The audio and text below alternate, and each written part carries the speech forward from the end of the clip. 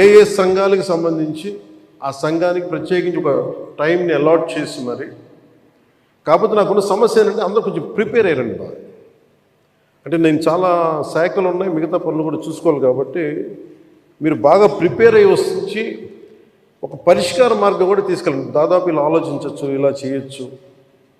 ఇందాక మీరు మాట్లాడుతూ అన్నారు గత ప్రభుత్వం అంటే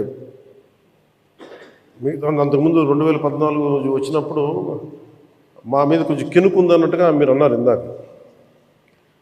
అది అంటే భయపెట్టేవాడికి భయపడతారు కానీ కొంచెం ఓపెన్గా సహజంగా కొంచెం వినేవాళ్ళతోటి ఎక్కువ ఆ బాధను మేము గత ప్రభుత్వం మిమ్మల్ని అందరినీ భయపెట్టింది. మేము అదని అర్థం చేసుకోగలం.